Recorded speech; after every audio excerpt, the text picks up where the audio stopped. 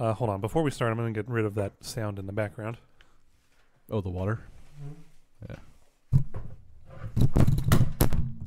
And knock over the mic. Sure that sounded lovely. Oh, no. Oh, God. It like went into itself. I know. I'm a little surprised how well that managed to not destroy itself. This is how we do with just two of us.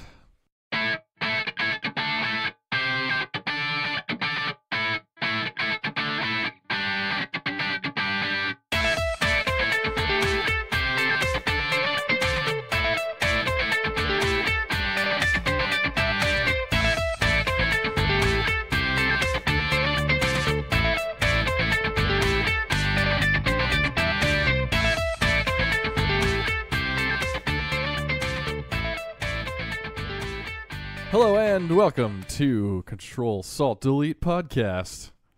Today is Friday the 27th, episode 38. As you might be able to tell, Peter's not here today. Yes, it was I, Tony, that has made the official episode announcement. And with us still is Matthew Griego. Yes. It's still me. It is, yeah. So, what do we have? What's going on? We're talking about our week. How's it been? Yeah. Okay. How have you been? Well, I've done a couple interesting things this week. So on Saturday, after we recorded last week, me and my girlfriend decided to try for the very first time edibles. Oh.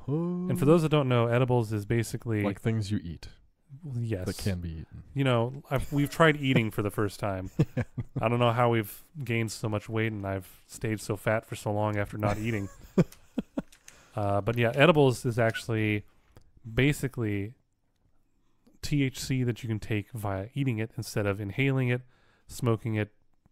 You know, it's THC, what's found in marijuana. And so this is my first time, and I'm trying it now for the first time because originally I didn't want to try any sort of inhalant. Yes. But I went to, the dispensary the first time, and they're like, you should definitely try vaping first because they said that edibles can be a little crazy for first timers. Yeah, I got the same advice. Yeah. So a typical first timer dosage, they say, is 10 milligrams. 10 milligrams of THC. So I had talked to my brother before this, and he had done edibles before me, and he said he had tried the recommended dosage and didn't really feel a whole lot. So this, unfortunately, made me feel more comfortable taking a little bit more than the recommended dosage. Yeah, and because I'm a similarly big guy. Yeah. We probably have the same tolerance because he has only done it about the same time period I've done it. Right. I've probably used it more than him at this point. Probably. So you felt you'd be more tolerant. Yeah, I felt like, I can probably handle what he's done and a little more.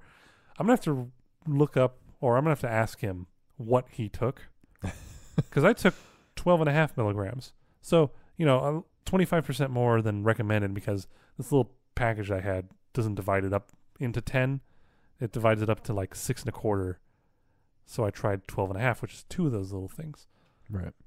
And it took a little bit of time. So this is the thing: when you do smoking or vaping with marijuana, you feel it within 10 to 20 minutes, and it's relatively mild depending on how much if you smoked for like 30 minutes straight, you're probably going to get really messed up. But if you smoke for like 3 to 5 minutes decently, you're probably going to feel it for a couple hours, and it's going to be fairly mild, but this edibles, it takes about an hour to even kick in, sometimes up to 2 to 3 hours. Oh boy. And that is the mistake. And the mistake people make is they continue to have more because they're not feeling it like they did when they were vaping, or they just don't feel like they're feeling it at all yet. And so I just took the 12.5. I knew not to fall into that pit hole, so thank God. That's good. Yeah. Because boy, did I feel that after a couple hours. Like we were watching this baking show. I was nailed it. No. The show Nailed It, which, by the way, is a show if you've ever seen the subreddit r/nailed it, it's basically a bunch of people that look at a picture. Yeah, they look at a picture of something that is online that looks really fun and cute, like rubber duck cupcakes, or like, just fancy decorated baked goods usually. Yep.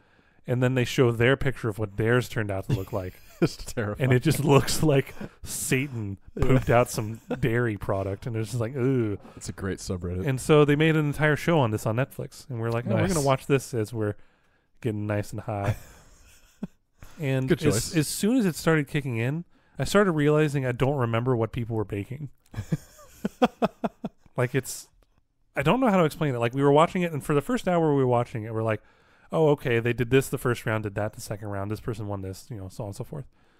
There's only 2 rounds, which is kind of weird. But anyways, I realized after I started feeling it, I forgot what they did the first round.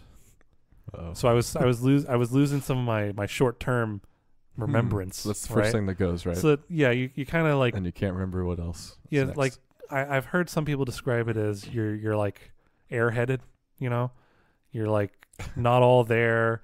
When I was standing up and walking around, I definitely felt like I was like, I never really got drunk, so I don't have a good comparison.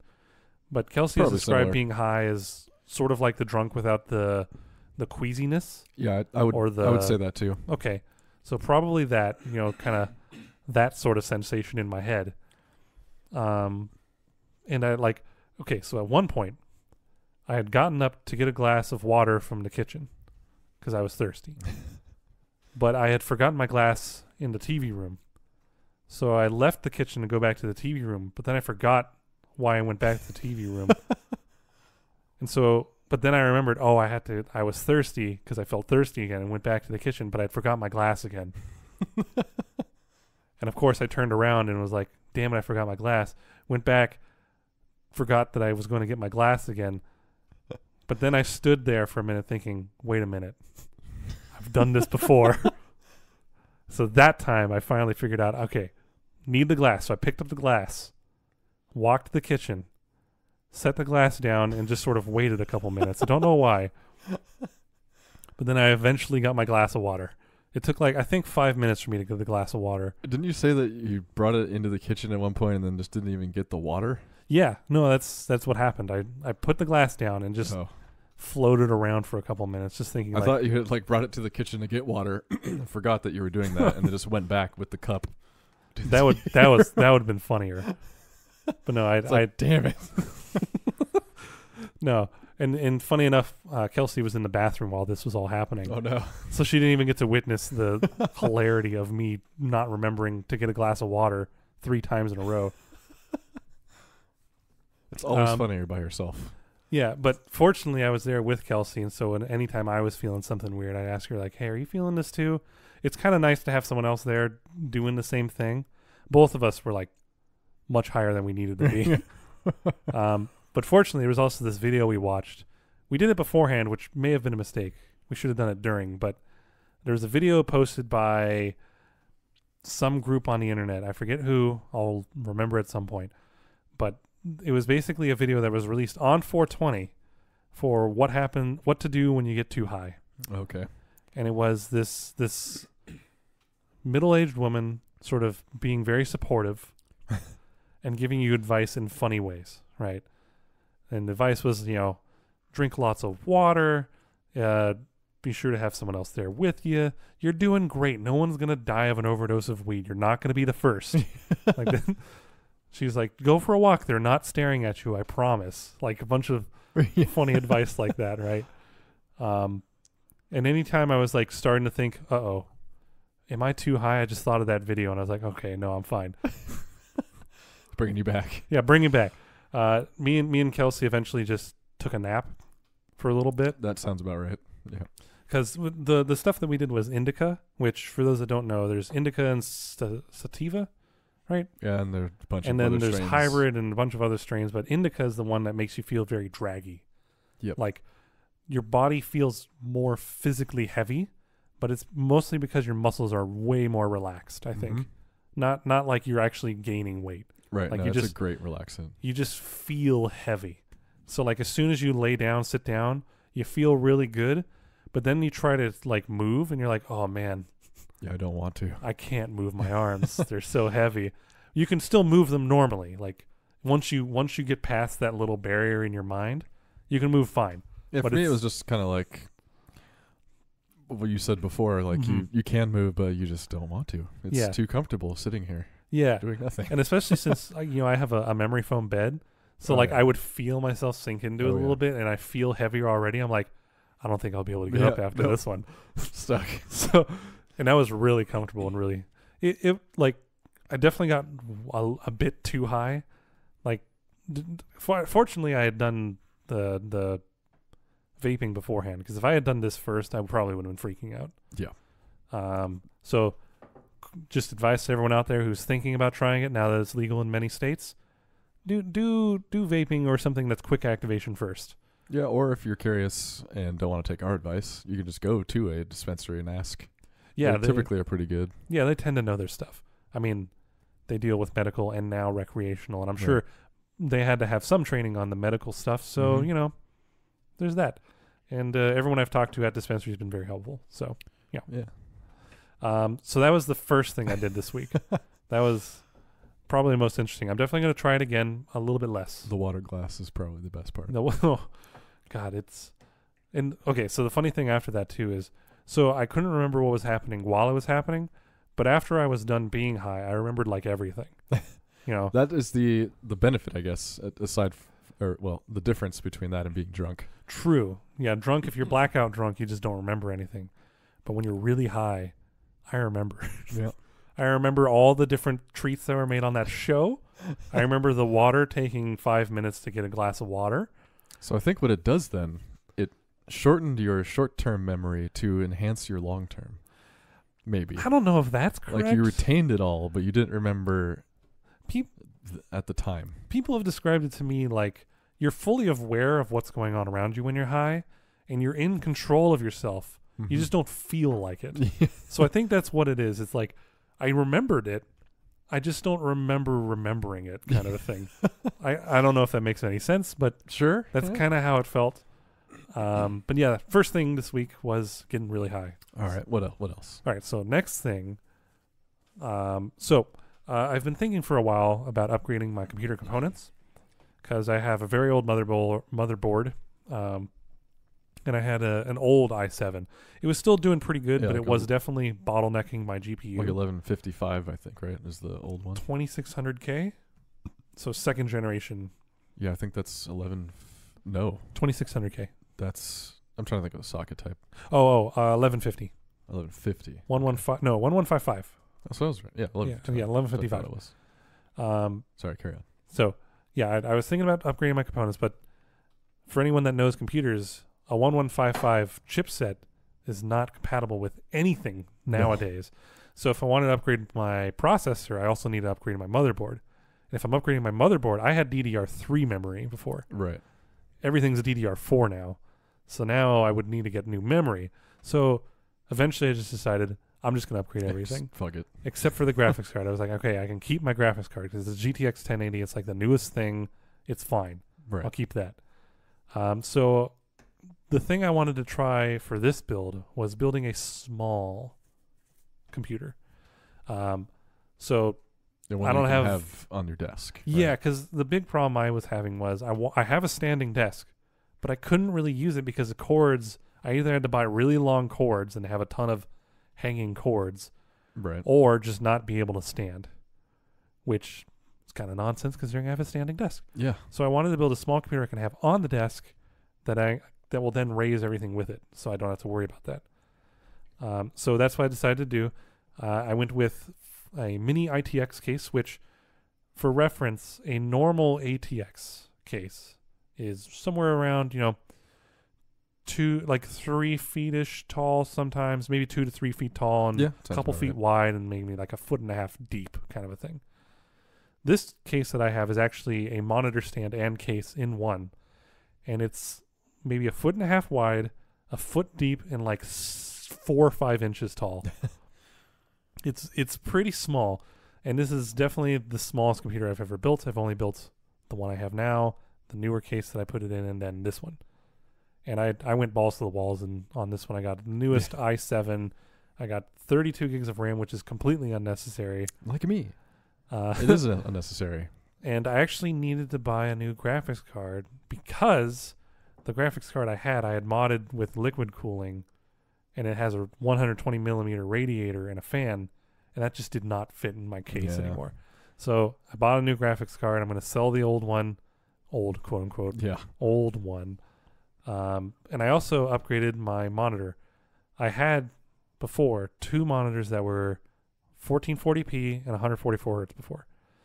But I wanted to go down to 1 monitor that was ultra wide because I really liked ultra wide, and I definitely didn't want 2 ultra wides. Yeah, that's just that ridiculous. would just be silly. So I found a really good sale on one because there's the Asus crazy nonsense one that's like $1,200 and like not 100 hertz and 2K. This one that I got is an Alienware one, which Dell is known for making good monitors. They don't make very many other good things, but monitors, they definitely make good ones. And Alienware is owned by Dell. Right. So this one is a 2K 120 hertz monitor, ultra wide, same size, same everything else, and it's G-Sync, which for those that don't know is NVIDIA's synchronizing software for computers. It's fantastic. No tearing whatsoever on that screen so far. There shouldn't ever be. And that one was $800. So $300 even less than the fancy monitor that they are offering at Asus. So I got that, put it all together a couple times because the first time the motherboard was DOA, dead on arrival. Man, that happened to me on mine. So I had to go back to Fry's because I got a lot of my stuff at Fry's. Fortunately, I found a different one that worked out perfectly. It's unnecessarily RGB lighted along with my my of memory. Course. I mean, you have to have it. Everything's RGB nowadays. And so far, everything runs real nice. How's the ventilation, though? Because it's a smaller box. It's a smaller box, but it's because it's smaller, the fans are very close to the actual outside of the case. That's true. So when it pulls air in, it doesn't have to work as hard pulling it from either a choked point in the front of the case or blowing from the front of the case to wherever your components are and venting out that way. So it's actually thermally fine. Actually, to that end, the video card that you got, is it a blower or does it have... It is a blower. It has 3 fans on it that suck air in from the bottom of the case and blow it out the back. That makes sense. You probably have to do it with that kind of case. Yeah, although I am thinking of doing a custom water loop eventually. Just because when it's under load, it can get a little bit noisy. Yeah. Not noisy to the point where if I'm wearing headphones or have both my big speakers going, it'll drown it out. But like, it's still noisier than having the one on the floor that's also liquid cooled. So eventually I'll do that. But it's done. It's good looking. It does. It looks nice. We might make the picture of it our thumbnail for this. I don't know. I want to show you guys somehow. So maybe on our website that we just launched. Hey, that's right. We do have one. Currently, it's still in progress. So it's very much a rough draft site. But you can go to it. It is visible to the internet, the interwebs, if you so feel. What's the address, Tony? The URL is csdcast.wordpress.com. There you go. You heard it here. That's it. In this episode, we said we were going to do it. We now did it. We did. There is now a website. And that what is that address again? It is csdcast.wordpress.com. Cool. And again, do not judge us on the website yet. We have a lot of work to do on it, but it is there. And yeah. It does have the news articles that we are going to discuss this week on it. If you wanted any more additional info, you can go to the news tab. There's also a pretty cool about section. Tells you who we are, along with little mini bios and stuff. Yeah, we'll definitely be updating it as time goes on. I'll probably actually post pictures of my computer and the insides there. Yep, it is also a blog, so that's what blogging is. Yeah, so and there you go. Keep an eye out for that stuff if you're interested in ITX cases, small form factor, if you want to build something like that yourself. Yeah. That sounds good. And then I'm very curious too. Yeah, that sounds like a great idea. Yeah, I could show you that. But anyways, the other thing we did this week is actually something we'll probably discuss more in depth. Yes. In the game section. But me, you, and Peter all came together for one night, and we played with Nintendo Labo. Yes, it was released 4/20. Yeah, it's very brave of Nintendo. Actually, not brave. Very fun of Nintendo to release a robot suit on 4/20 made of cardboard. Genius. Yes, I think it was definitely planned. Yeah. It's interesting though, because like I said, I went to Fry's and they have tons of them there. So I don't know how well they're selling, but it's pretty fun. Like I said, we all did this together, and you guys put together the piano, the fishing rod, and like the little RC car. RC car. And me and Kelsey put together in a similar amount of time, maybe a little bit shorter, because you guys were still finishing up the fishing rod, the robot suit. And I gotta say, good job, Nintendo. Yeah, it was really fun putting them together. It was very fun. Like, we'll get into the actual game playing portion of it later, but I'm impressed with how well cut these pieces are. They're durable enough that I feel like kids can put them together without completely wrecking it, you know? Right. Yeah. And it's it all works. Yeah. Like, it snaps all together, and it's well done. And bravo to Nintendo. I know a lot of people are kind of meh about the Labo stuff, but you know, for the intended audience of children and people that are just want to have fun with it, this is really fun. So yeah, it was definitely fun. Yeah, I definitely had a good time. I wanted to keep building stuff, but you know, it got late. Yeah, it happens. I think it took about 2.5 hours to make the robot, from nothing to full robot suit. I think so. And you guys built the piano, the RC car, and most of the fishing line in about the same amount of time. Took like an hour and a half. Yeah, the piano took you guys quite a while. There was a lot of parts in that little thing. Yeah, and they also, you know, come with that. We'll talk about this a little more later, but they have little bits and bobs that you add to it. It's not just the robot suit. It's not just the piano. There's things you can put in them to like modify them. So it's really cool. Yeah. But I think for my week, that's about it. So Tony, all right. What about you? So mine was not as eventful as that. Aw. But over the last weekend, me, Tori, and my brother went to my mom's to kind of celebrate his birthday because it was that week. Nice. So that was how old is he now? That was fun. He is 24. Happy birthday. Yeah. Happy birthday, Brother James. Happy belated birthday. So yeah, we had fun. He actually, as a gift, got a beautiful Taylor guitar, acoustic guitar. It's actually a series that is not available in the United States. So it's pretty is it like a European kind of thing, or apparently it's one that they use as a export guitar. It's it's made in the United States. Yeah, they build it here, but it's only sent to other countries. That's kind of weird, but all right. Yeah.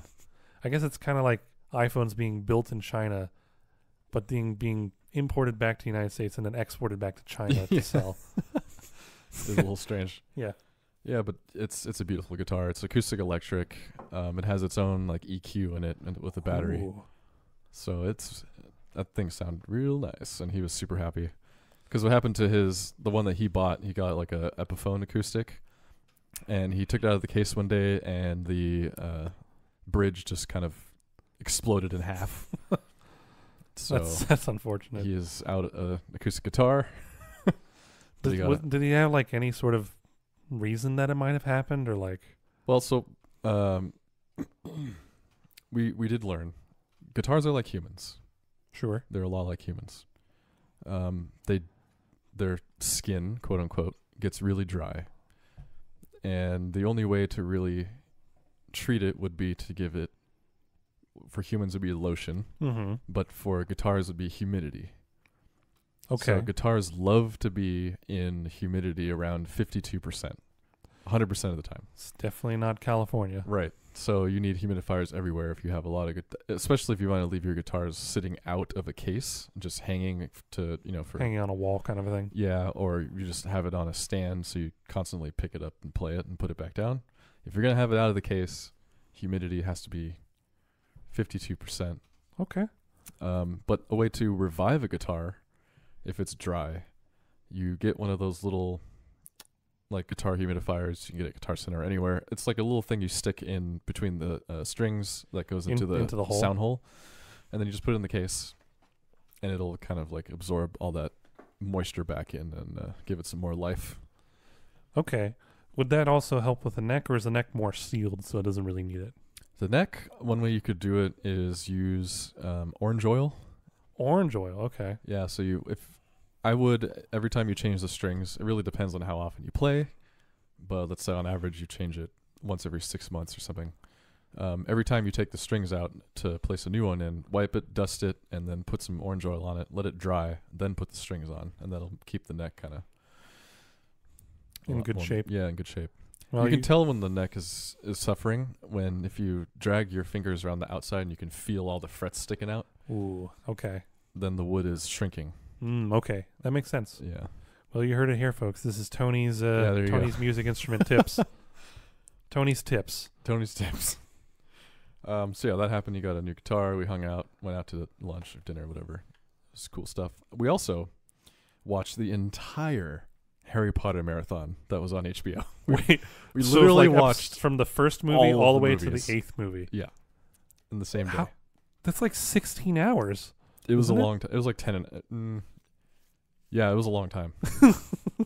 Oh boy. I think the only movie we actually missed the majority, if not all of, was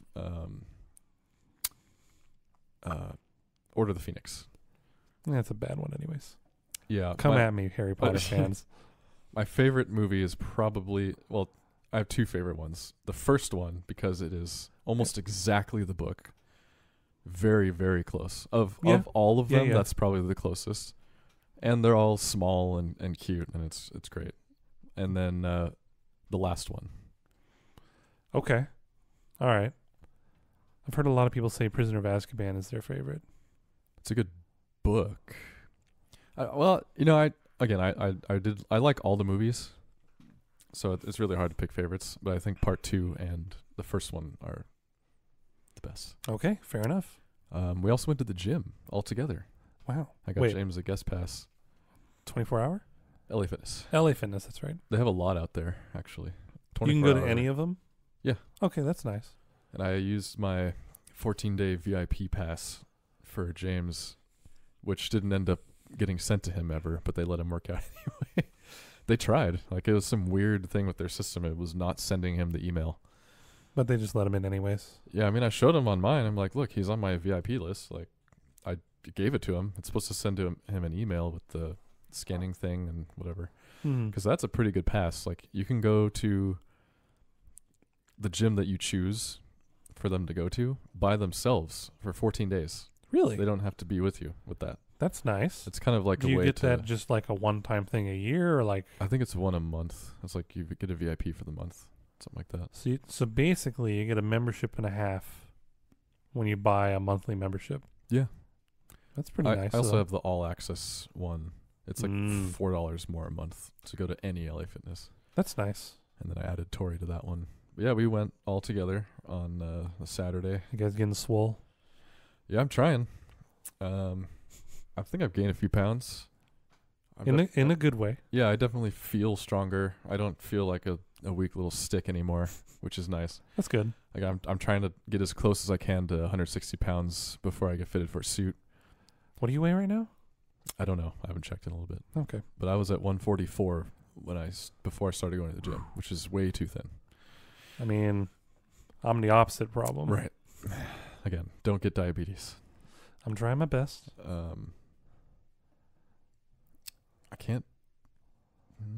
I guess we did a little more wedding stuff too. We finished all of the save the dates last night. Yeah, I got mine in the mail. Yeah, so we did a first batch last week, and then we finished the last batch of them this week. Oh, okay, because my parents hadn't got one, and they live pretty close, so yeah, I was wondering why. It wasn't in any particular order. It's just how many. So what happened was we got these wax seals, and she'd only ordered enough wax for a few of them, while it was back ordered from China for the rest of it. The wax? Yeah, it's really? like a special kind of like a sealing wax.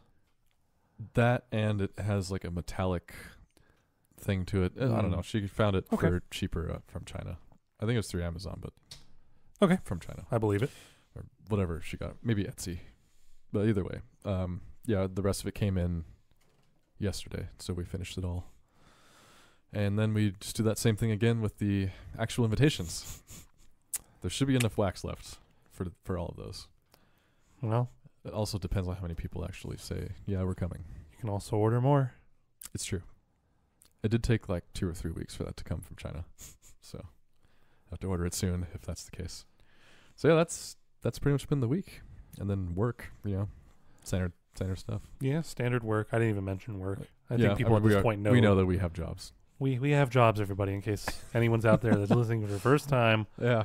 We have jobs. So, we are gamers with jobs. We're not them specifically, but yes. They're gamers. Oh, that's right. That is what they are. The name I was trying to do the opposite. Damn it. We're jobs with gamers. Wait a minute. Yeah. But no, that's... Well, anyway, Gamers with Jobs, they actually are a very good podcast, and they have a great community too, so I would check them out. Cool. Shout out. Well, I think if we're done with stuff for the week... I think we are. What do we have now? I think it's time for video game news. Video game news. All right. I think Matt is going to start us off with some hot headlines. I don't know how hot they are at this point, but so I don't remember if we talked about it last week, but Ben Brode from the Hearthstone team had quit from I don't Hearthstone. Remember if we mentioned that. Okay, well, item number 1, Ben Brode from Hearthstone has quit his job at the Hearthstone team. Yeah, he For was those that don't know, he was, I think, the executive producer. No, he was one of the directors. Directors, that's right. Okay. So... I don't know if he's the main one, but he was definitely active in the public eye. He was definitely one of the more publicly known names in Hearthstone, and he had recently quit.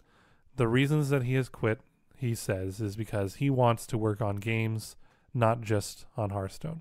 So Right. He wants to branch out, do his own thing, and do more than just continue to work on this one game, which is totally fair. It's pretty crazy, though. I heard how he started there. Yeah, well... He started as a pizza delivery guy for the studio.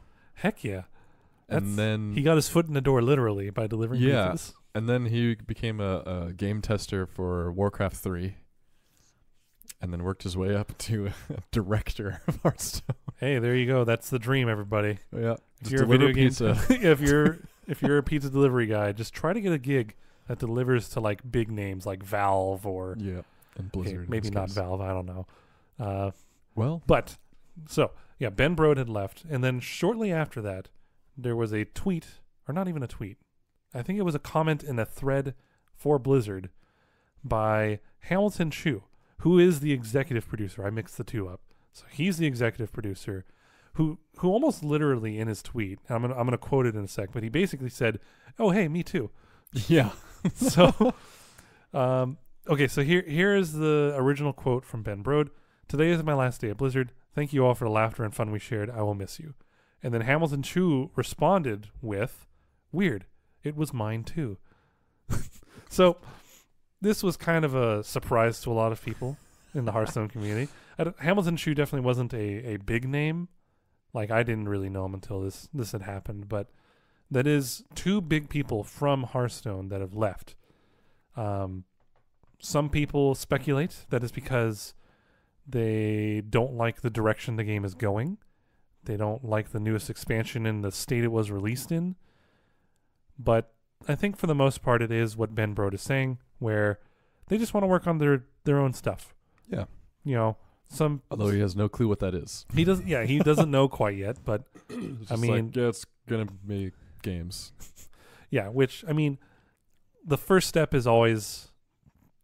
taking that first step, right? So yep. If you want to make your own games, but you're currently in a position where you can't do that, the first step is get out of that position. Mm-hmm. So I'm sure that applies to anything. Yeah. So for all of you out there struggling to make that first step, just go out and do it. Yep. The first step if you are confident in what you want to do, and you really want this for yourself, do it. Exactly. Nike is wise. Yeah. Just do it. Sometimes that requires a little bit of struggle. Sometimes requires a little bit of, not pain, but some painful things you got to do. But, if in the end it's going to help you, do it. Definitely. Our advice for the day. Okay. Life advice brought to you by Matthew Griego. So yeah, that's a couple things about Hearthstone. The other bit of news, which is not in the stuff that I had linked before, but there's a new patch coming out for Hearthstone that is supposedly going to adjust a couple things about this newest expansion. One of which is the Shutterwalk card, which I'd mentioned the last time. Oh, the bullshit one? Yeah. Yeah, so it has come to a lot of people's attention that card is not as strong as it initially was thought to be. But it's also just bullshit, because as soon as someone plays it, you have to wait 5 minutes for it to finish doing all the stuff. So part of the adjustments, and this isn't everything, but it's like Shutterwalk needed to be changed slightly. Right. They're like, I think, tripling the speed of the animations that it goes through, and they're limiting it to 20 animations. So before, if every card in your deck was a battle cry, and you had played all of them and then played a Shutterwalk, it would then go through at most all of the 29 battle cries before you can do anything else. That sucks. It reminds me of, there was a bug in Hearthstone for a while where Nor's Dormu, which is a card that would make it so you only have the amount of time that the little burning rope would give you to finish your turns.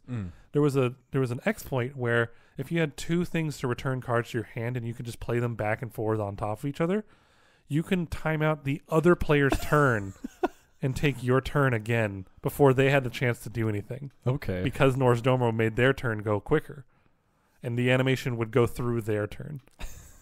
So fortunately they fixed that bug early on, but this one sort of reminded everybody of it, because like it literally took 5 minutes per Shutterwalk to like watch everything go by. So wait, so the timer would still go during the whole time it was doing animations? The fix that they had come up with is whatever you did on your turn, all animations have to finish before the other player's turn starts. Oh, okay. That's so good. No matter what you did, all of your stuff had to finish before they went, and then their turn started. But you'd still just be sitting there watching this turn go on forever. Right. So they're fixing that, fortunately. They haven't announced all the changes that they're making. I think it's minor bug fixes, some inconsistency, like, again, Shutterwalk allowing people to somehow have 11 cards in hand for some reason. Because, yeah, that's the rule. And, minor bug fixes like that, which is good. And that's it for Hearthstone, I swear. So, yeah. So, the next piece of news, and this one is kind of weird, kind of okay, maybe. And this one is, Valve acquires the Firewatch developer of Campo Santo, which, for those of you who don't know, Firewatch was a game that was released on Steam, I want to say last year. Apparently it's a very well received game. Yeah, very well received. It was very much it's not an action game. It's a first person sort of adventure game where you played as a park ranger, and you were in this beautiful game, beautiful environments, and you had to go and basically figure out what these people are doing in your park. And I didn't play the whole thing, so I actually haven't played it at all. I've only watched Total Biscuit play it a bit, and it's a stunningly beautiful game. Like, if you ever see wallpapers of that game, it's beautiful. And so Valve has acquired the studio that made that game. And this is interesting because Valve doesn't make a whole lot of games anymore. They have done a couple VR things. They've done Dota and Artifact.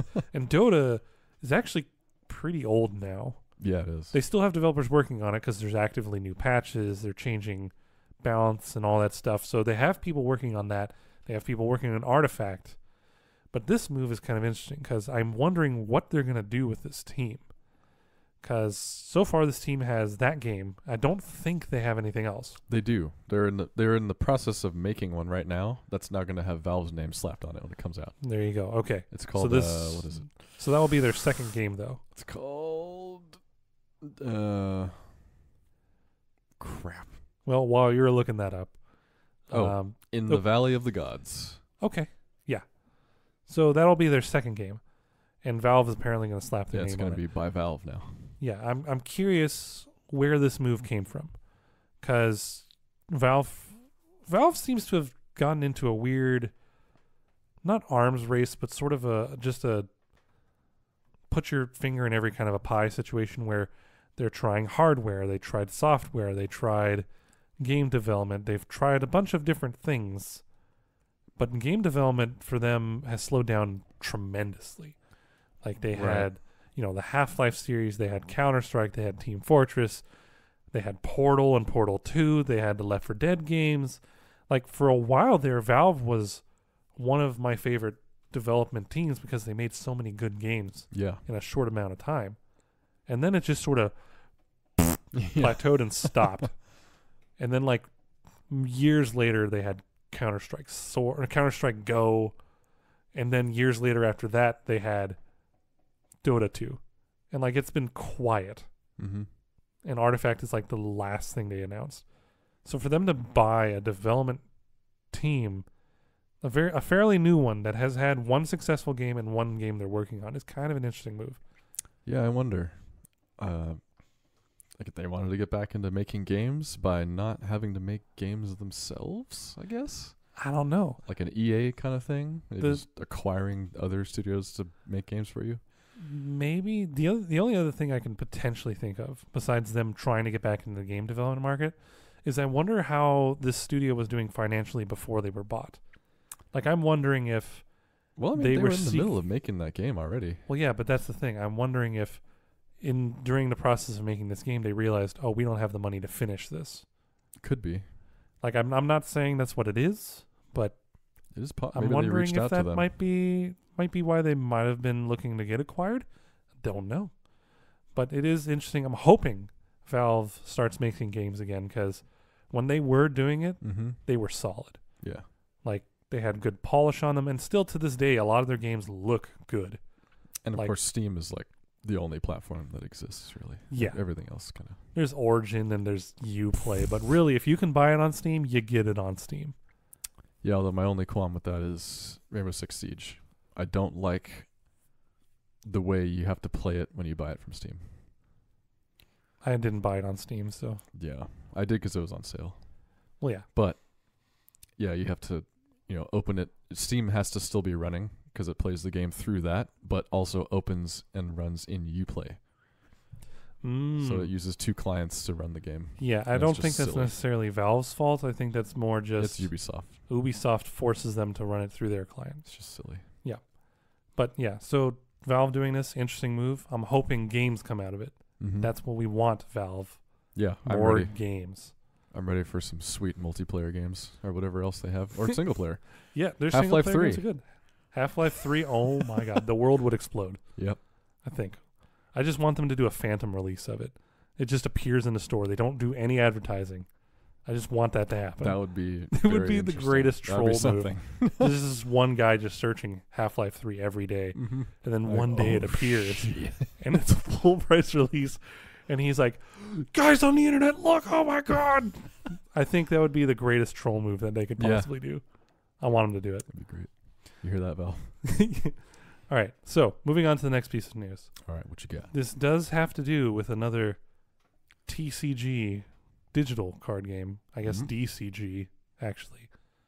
Yeah. It's not CCG. It's DCG. Anyways, this one is MTG Arena.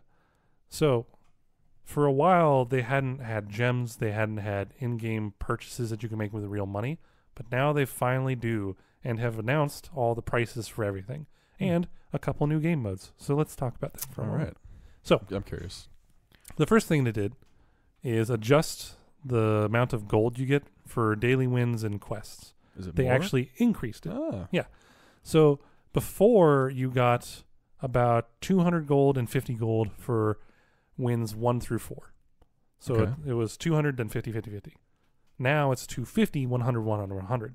Oh, so better. in a day, you can get... so you're still capped per day?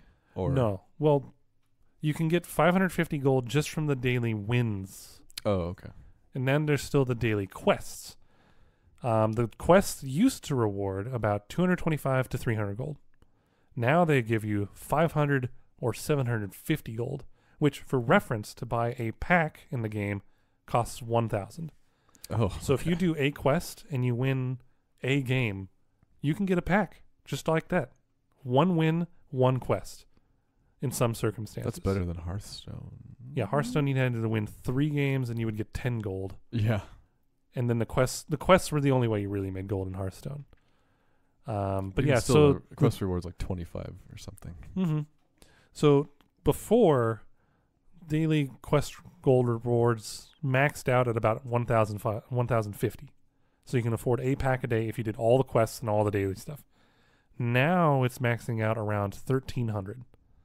So you don't have to do everything, and you can still pretty much get a pack a day without spending any real money. But now, if only the real money things. So here we go.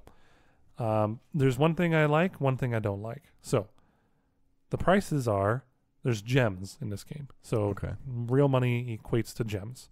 Well, they have to, yeah, that makes sense. But so $5 gets you 750 gems, and it scales up all the way to $100 gets you 20,000 gems, which is really a lot. Yeah. Because if you multiply 750 by 20, it doesn't even get close to 20,000. Right. So they give you more and more as you buy more, which is normal in most of these games. And then they released the pack prices. So 3 packs is 200 gems, which for reference is about $1.33 a pack. That's cheaper than actual Magic. Yeah. But again, this is digital stuff. Right. And then it goes from 3 packs, 6 packs, 15 packs, all the way up to 90 packs for 18,000 gems. Is there any... That's pretty good. Is there any inkling of making it like their other digital games where you get like physical cards? There has been something announced for that. I'll get into that. Okay. But so the thing I don't like is 600 gems is what you get for 3 packs, but you buy 750 gems for $5. So what do you do with that extra 150? Well, they did announce a couple of extra modes. So they have drafts, and they have sort of like the arena in Hearthstone. They have a quick constructed play is what it's called. Okay. And so like Friday Night Magic. Well, that's a draft. Draft is like Friday Night Magic. But so the constructed quick mode costs 95 gems. The draft, I don't know if they've announced how much it costs yet. Oh, well, here it is. So it costs 750 gems. So $5 to play in a draft, which that's what I want. I want one-to-one. That's pretty good, because like Friday Night Magic is what, $25 usually at a comic shop or whatever. Yeah, but so let's go over the reward tiers for those modes. But first, again, 95 gems for the constructed mode, which is like arena, and then 750 gems for the draft mode, which is again $5. So what do you get for these modes? So for the constructed mode, you can go up to 7 wins. So if you, it's pretty much exactly like Hearthstone, except instead of going to a max of 12 wins, you go to a max of 7. That's better. And they show you the rewards you get for all the different tiers right away.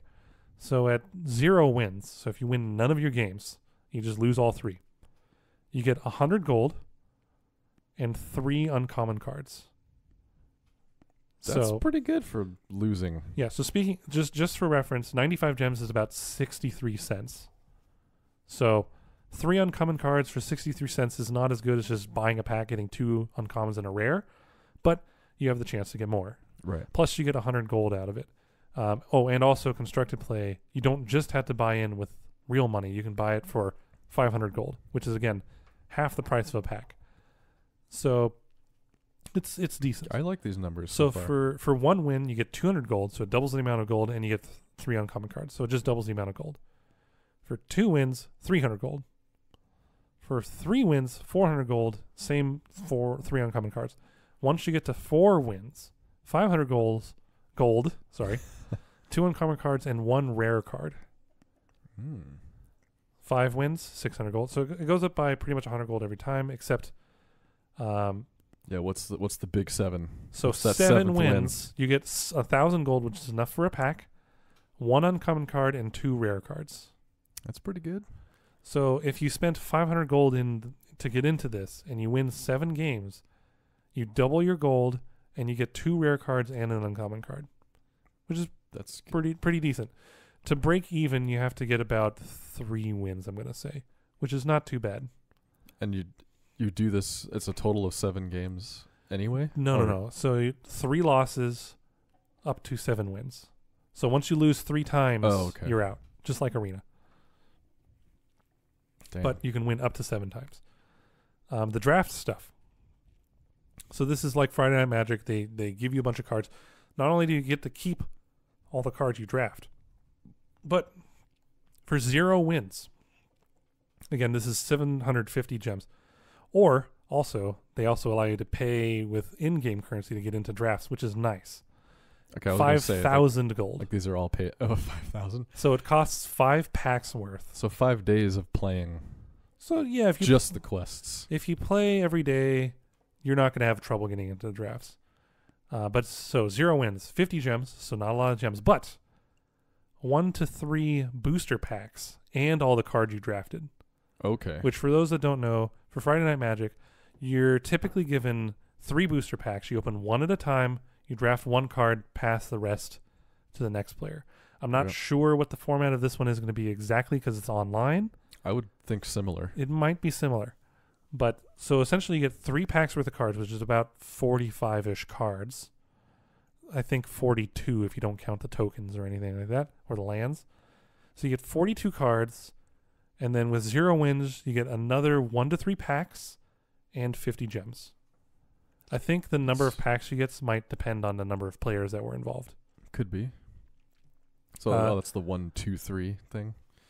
Yeah, 1, 2, 3. Yeah. And then each win after that just increases the number of gems you get, not gold, gems. So for 1 win, it's 100, 2 wins, it's 200, 3 wins, 300, 4 is 450, 5 is 650, 6 is 850, and 7 wins is 950 gems. The number of booster packs doesn't change. Okay. So everyone gets the same number of booster packs, but they get to keep all the cards they drafted. Plus the drafted cards. They get the booster packs and gems, no matter if you win or lose everything. Can I get invited into this game, please? Can you hear me? So for reference, 50 gems, if you win 0 and you paid $5 to get in, you still get all the cards you've drafted in the pack, but you get about, what's the 7th of $5? 5 out of $7. I don't know. A perfect 5 out of $7. And they already have a draft schedule. In fact, one of them is going to be happening not too long from now, May 4th, for the Hour of Devastation draft. May the 4th be with you. May the 4th. So that's Friday, I think. So yeah, that was a lot of information to get through, but the general gist of it is the pricing seems fair. Like the physical card game is about $3 to $5 a pack, depending on where you go and what set you're getting. And then drafting usually costs about $15. This drafting costs $5, and you still get rewards, even if you lose. And and everything you can do, you can buy for in-game currency, including drafts, which I think is really cool of them. Yeah. Again, invite me to the game. yeah. I keep getting advertising emails. Just spoilers. I've been playing this game a bit this week. Yeah. But you were mentioning before, what about physical games? Are they going to tie it into the digital game at all? So like their old with the Duel of the Planeswalkers MTG Online and stuff like that. Yeah. So the other thing that's important to note is they added the newest set that was just released physically at the same time into the digital card game. So it looks like they're going to be supporting both games at the same time pretty quickly. Nice. And in, I think, Europe, not here, they're experimenting with giving people digital codes that work with MTG Arena whenever you buy physical packs. That sounds like an idea. Whether or not that means you're going to get the cards in that pack, which would be very hard for them to do logistically. One thing that people were saying is they might be doing, so I've mentioned this before, but in MTG Arena, you can get wild cards. So a wild card of different rarities, common, uncommon, rare, mythic rare. Right. They might be doing, you get a certain rarity of wild card per pack you buy physically, digitally. That makes sense. So like every time you buy a pack physically, you get maybe a certain number of common, uncommon, rare, mythic rare, whatever, in the digital game, which is really cool. Huh. I hope that that's true, and I hope they bring it to the United States as well. Not that I'm going to buy physical cards anymore. Right. But that would be cool of them. So far, the general gist of MTG Arena is it's been cool of them. Yeah. So that sounds like a pretty thought out game. Yeah, and you actually saw a little bit of my gameplay. I did, yeah. There are still issues with the game. We'll get into that as the gameplay. Bugs. But, yeah. So, again, just another quick recap. Or maybe we just post about it. Maybe Gems are available. Drafting is available. Stuff's available. Physical cards, maybe. Who knows? And yeah. So, Tony. Cool. Why don't you give us the next piece of news? All right. So, there's some Switch news. A few things here. A few different things. One of them is there's this company out there called Reswitched, where they test for vulnerabilities, basically. They just try to hack as much as they can and learn. Basically a white hat kind of situation. Yeah, they're just learning as much as they can about the Switch and what could possibly happen if someone got into it. So they found a vulnerability that is being dubbed Fusée Galère. I don't know how to say it in French, but it's Frozen Rocket in English. Frozen Rocket, okay. So there's this buggy code in the NVIDIA Tegra X1 USB recovery mode that it bypasses software that would normally protect the critical boot ROM. Oof. So essentially, if anyone... And here's the scary note, or the more worrisome note for Nintendo, is that it is unpatchable because it is hard encoded into the chip. It is not a software-based vulnerability. Yeah, that's goes way deep in there. So they'd have to update firmware, which is really tough. Yeah, for a home console. Yeah, I don't know if they can update the NVIDIA firmware. They might be able to with NVIDIA's help. I don't know. Yeah, I feel like they should. Yeah. So what does this allow them to do, though? So basically, it allows you to play pirated games. Nintendo won't be able to stop it because you can hack into that loop, make a loophole there to make it look like, hey, this is a real game. Okay. That's the main. So like their own custom. Yeah, so homebrews already are happening, but that's basically, making it yourself. Yeah, it's not really using pirated software per se. It's kind of like turning your Switch into an emulator of sorts, which I guess technically is pirating. It's pirating in a sense. But it's not. It's like you can just download a ROM for Mario Odyssey and just play it right there instead of buying the game. Something like that. Well, you know the phrase, pirates will always find a way. Yeah. It's not a phrase, but this is true. I think this is the most recent shipment, though.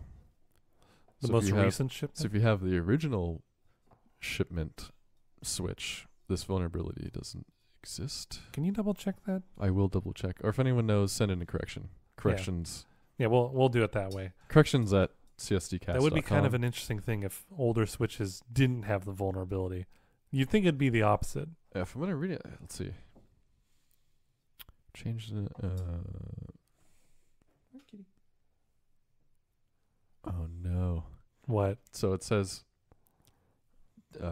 unfortunately, unlike the NVIDIA card in your PC, the one on the Switch is hard-coded and can't be changed once it leaves the factory, which would be fine if it were secure, but unfortunately, it has the bad length error built in, so there's nothing that NVIDIA or Nintendo can do to fix the 14.8 million Switch systems already shipped. Damn. I'm hoping that they announced this to Nintendo before they announced it to the public. They probably did. There's something in here about what Nintendo had to say about it. Without going into it too far, you can see it on our news section on the website. There you go. The link is there with the original source material. So, I guess moving on to the next thing. Switch again. Mario Odyssey hits over 10 million copies sold and is the top-selling Switch game. I'm actually a little surprised it's the top-selling. I thought Zelda would have been the top-selling. Zelda's actually third. Third? Yeah. What's ahead of Zelda? Besides Mario Kart 8 Okay, that Deluxe. Okay, fine. So yeah, those are the top 3 right now for Switch. Mario Odyssey with the number 1 spot at the time of the article, which was posted on April 27th. Oh, the 26th is when this is posted. Mario Odyssey, at the end of the fiscal year, Nintendo released their earnings. 10 million The copies. Switch, 10.41 million copies of Mario Odyssey, followed by Mario Kart 8 Deluxe at 9.22 million, then followed by Legend of Zelda Breath of the Wild, 8.4 million, Splatoon 2, 6 million. 8.4? 1-2 Switch has 2.29 million, ARMS 1.8. Well, that's a steep drop-off after Zelda. Xenoblade Chronicles 1.3, and Kirby Star Allies 1.26. Those are the top 8 on Switch. Okay. And actually, the number 1 selling Nintendo game for their consoles from the fiscal year was Mario Kart 7 on the 3DS with 17 million copies. 17 million? Yeah. Followed by Pokemon XY with 16 million, and then Sun and Moon with 16 million. This fiscal year? Yeah. No. On the 3DS? Yeah. Wow. 3DS is still going strong. Damn. And then, let's see, it says here that the Switch has sold 17.79 million units and predicts it will sell 20 million more by the end of this fiscal year, which will end in March 2019. Damn. So they are projecting some nice numbers. Well, I mean, it became one of the fastest selling consoles of all time, right? Yeah, I think so. Good on Nintendo. Good for them. I hope they keep the good games coming, because it is unfortunately feeling a little bit like they're slowing down. Yeah. But with all of these sales, they'll probably get more third-party support, which is good. Then again, part of the slowdown could also be, this is tied to the same article, that the current president, Tatsumi Kimishima, has stepped down and is being replaced by a much younger 46-year-old Shintaro Furukawa. How old was the old president? He's like in his 70s now. Or something like that. Yeah. So this guy is much more sprightly. So we shall see. He apparently is a Nintendo veteran too. It looks like he was in the global marketing team. And well, I mean, just made president if he's 46, you said? Yeah. He could have been working for the team since he started working. You don't know. Yeah. Maybe since he was 12. Or whatever 12? they do over there. Jesus. So yeah, that's that. Yeah, that's pretty sweet for Nintendo. I mean, I'm happy about it, but I'm still surprised that Zelda's not number 1. Maybe it's just because I like Zelda more. But come on, people. I think it was number 1 for a long time, and then Mario Odyssey came out, and Mario Kart 8 apparently also beat it out. Oh yeah. That one I could sort of believe because that's much wider appeal, which I guess is also kind of true for Mario Odyssey. It's more kid friendly because you can just hop in and drive carts around a circle. And the new features they put in 8 Deluxe were really good. Yeah, I almost want that game, but you already have it. So if I want to play, we'll just play. Yeah, just play here. All right, what else we got? Last bit of Switch news: Super Smash Brothers for Switch will be playable at E3. Ooh. Dun, dun, dun, dun. You know, I was expecting them to release more details, but this one being playable at E3, that's a cool one. Like, I don't remember the last, like for Smash 4, I don't remember how they did the rolling out playability of it. I don't think they had it available until release. I think they had some people playing it as like a pre-tournament kind of a thing, but of course no one had played the game, like so no one knew how to fucking play it. But yeah, hopefully we'll be able to get to E3 and play some Smash Switch. I don't know. It's probably sold out, but as a professional, I can go. Yeah, there you go. See if you can get a ticket in for that.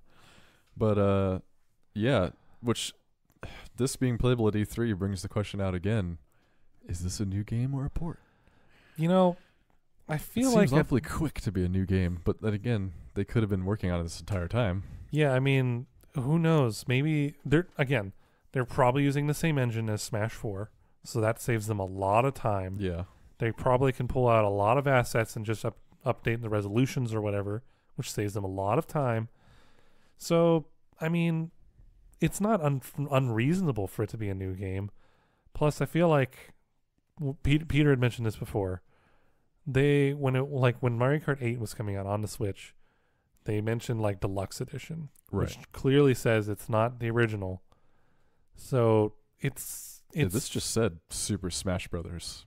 There was no hint at any sort of sub name or anything like that. 2 or so 2.0. I'm gonna go ahead and guess that it's a new game. I'm totally psyched. I'm gonna be playing that forever. Yeah.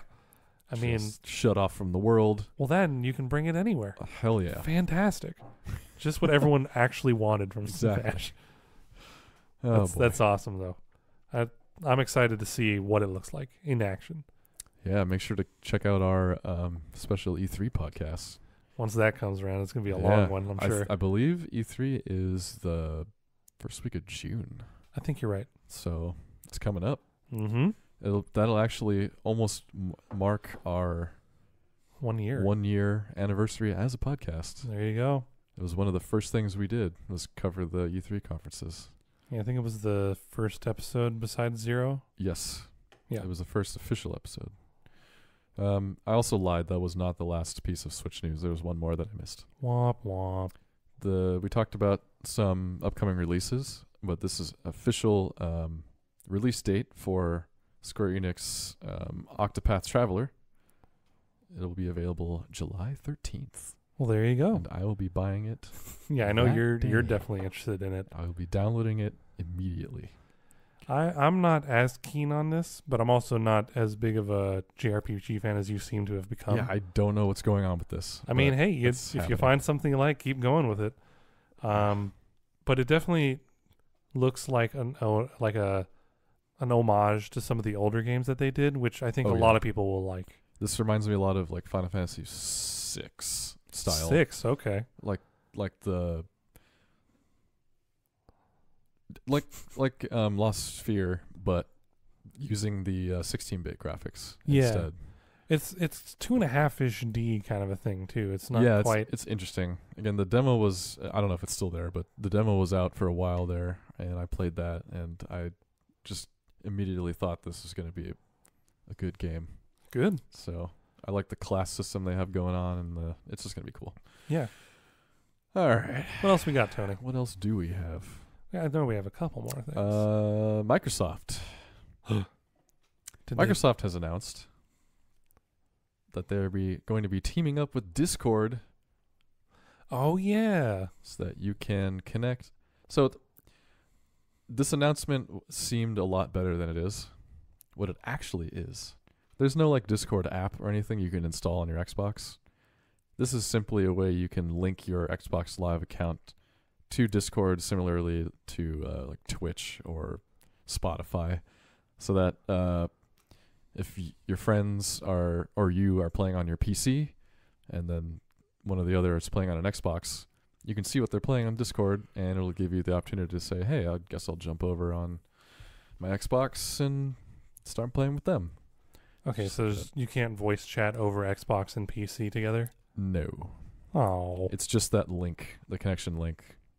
It's kind of, I was disappointed in that. Yeah, that's kind of lackluster. But maybe there'll be something like that. I don't think there will be, because PS4 and Xbox have their own chat system that everybody seems to like anyway. Like, there's no reason to have something extra when it's good, unlike the Switch that has jack crap. Well, I mean, we've mentioned this before, but the Xbox's OS is very similar to Windows 10 anyways. Right. So maybe they will just put this in as an extra option. But see, the reason why they probably won't is because they have Skype. If anything, they would put Skype on Skype. it. But it's a Microsoft product. Yeah, but screw Skype. Yeah. Better things have come out. Discord is a lot better. Yeah, that's what I was a little bit disappointed with about this. Yeah, when I first saw this, I thought it was going to be that you can chat with people across console, which would have been really cool of them. No, it's not a standalone app, unfortunately. That's unfortunate. Just the account link. I mean, it's still cool of them to let you see what your friends are playing more consistently, but... Although, couldn't you technically just sign into Xbox Live on your PC? Yes. And do that? Yes, anyway? you could. So I'm actually... And now that you mentioned that, I don't know why they did this. If that is what it is. That's, from what this article is showing, that's what it looks like. They just paired with them to link accounts so that you can easily see... I guess this is for avid Discord users. Okay. So there's no reason to sign into a million things. You just have Discord open and be like, hey, my friend's playing Sea of Thieves. Let's go. That's fair. Sea of... Sorry, Puddle of Thieves. No Man's Sea. No Man's Sea, yeah. Okay, we actually have a lot of news, don't we? If you want to read more about that, though, we have posted all the news for this week on our new website, csdcast.wordpress.com. I think we do have at least one more. We do.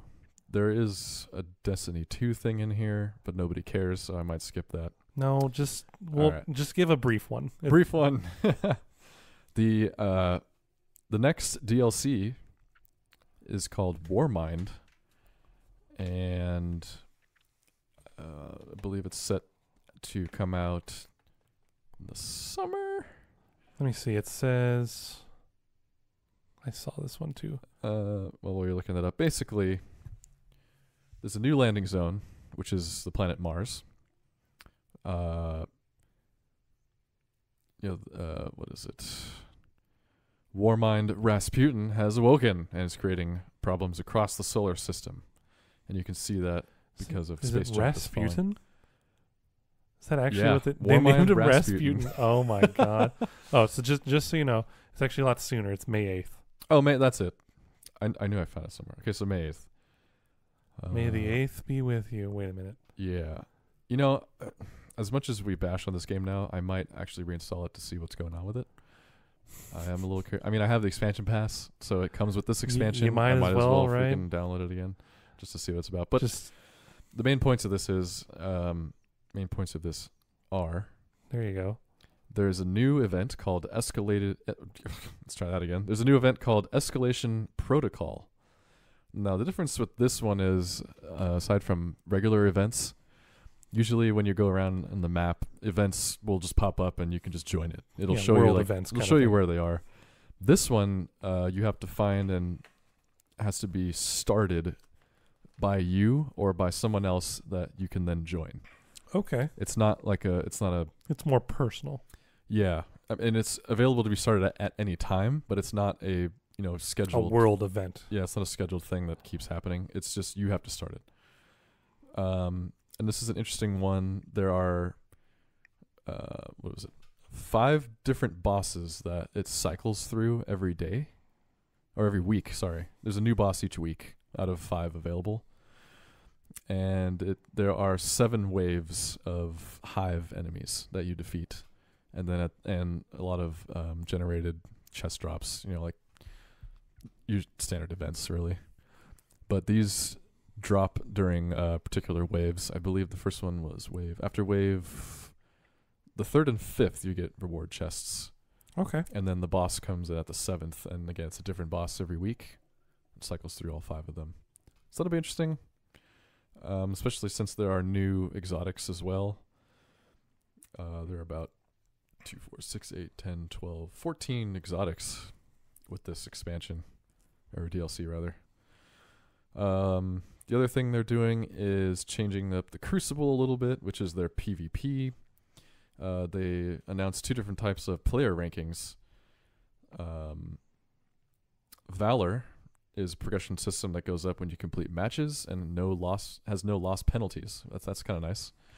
So unlike some other, PvP modes where you go in and you just keep losing gold for losing, that doesn't happen with this one. Glory is also only available in competitive playlist and is tied to your wins and losses. So you'll gain rank when you win and lose progress when you don't. They're also changing how they hand out Crucible rewards. Yeah, it's all detailed again on you can see it in the news feed. Cool. But, just a little sneak peek at Season 3 for the Crucible and the new DLC Warmind. I mean, I hope at some point they just adjust endgame in the game, because that's always been the issue. Well, that was actually the point of that event. It is an endgame event because you have to finish all of the story in order to unlock that. I mean, even so. I mean, if you can do that more than one time and it's different, great. Right. Well, that was the thing. They cycle through bosses, so it's different bosses at least, but it's the same 7 waves. I mean, okay. Yeah, like they're kind of trying. I guess they're trying. We'll see how that happens. So yeah, our last piece of news has to do with PUBG. Oh yeah, go right ahead. So this one, there's a really big update number 12 for PUBG PC 1.0. Yes. So this one is doing a lot of balance adjusting. The biggest change, in my opinion, is pistols. So I have a page of all the different numbers and everything, but the long and short of it is all pistol damage is going up by a pretty decent amount. So like, for instance, the P92 pistol went from 30 to 35.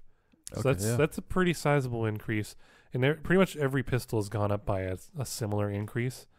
Some a little more than others, but not by too much. Assault rifles, many of them have been nerfed to sort of bring their power to more equalized, is what they're saying. Okay. Because like some, the M14 or M4 was like the best, right? There wasn't really any other. You just hoped you got one of the good ones. Now they're bringing it all sort of to a similar power level, so that no matter what you get, you're probably going to be pretty decent. The AK and the Groza ARs still do the most damage, but they have more fallout or whatever it is. I forget.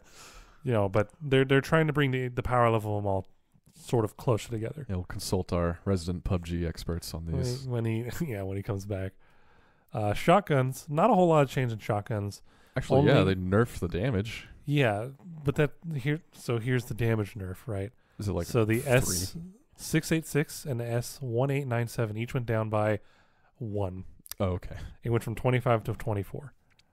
That might be significant. I don't know. I don't know how the balance is, or how the I don't know. Damage is scaled. I don't know. SMGs also got relatively buffed, not by a whole lot, but each of them went up by about 1 damage. But considering how quickly they fire, that could add up. I thought SMGs got nerfed. SMGs got buffed.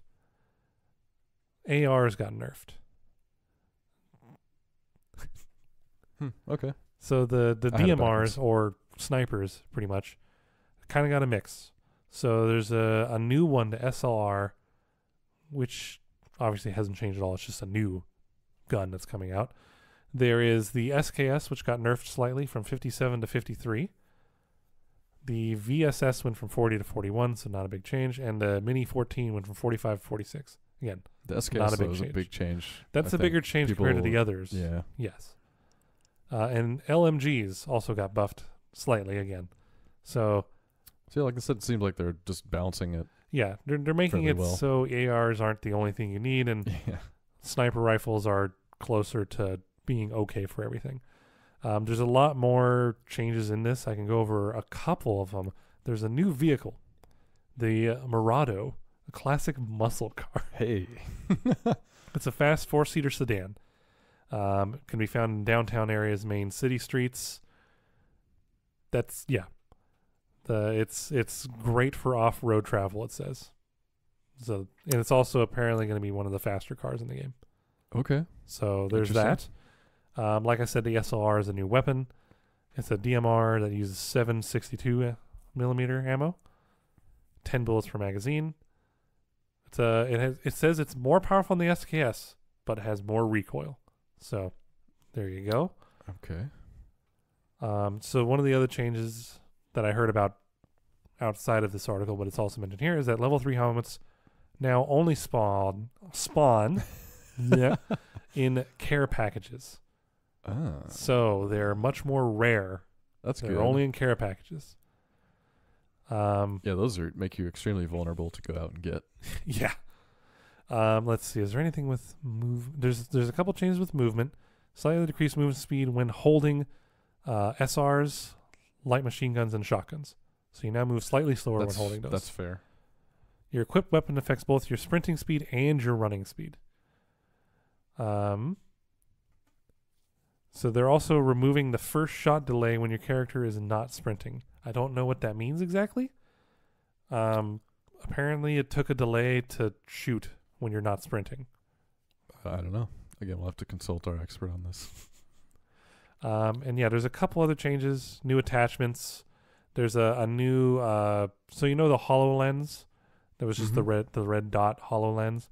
Now there's a couple variations of it. There's like a crosshair variation of it. There's the little triangle? chevron. Yeah, I like that. There's a most like a plus without the top part of the plus. I don't know what you would call that. An uppercase T almost. Oh yeah, I don't know what that's called. And they're updating the main menu UI and map selection. That's right, map select. Map select we is mentioned now that a last thing, week, I think. but yeah, they're updating the UI to Thank have God. that as well. Yeah, I hope the UI they changed more than just map select. and there's a big list of bug fixes. Let me see if there's anything interesting in it. Oh, we've reduced some overly dramatic collision effects. So, sometimes you like hit nothing and then fly into the sky. Mm-hmm. That should hopefully be reduced. Apparently, if motorbikes crashed into each other, they would just launch into space. I didn't know that. I don't think it happens very often, but apparently that's a thing. Apparently there was an issue where if a motorbike had fallen down, you couldn't get off it. So That's fun. they're fixing that. It's just a sitting duck. Oh, man. So, yeah, there's a bunch of bug fixes. Those are kind of the more fun ones. Yeah. There's a lot of changes, so if you want to see them all, you should probably check out the articles. Yep.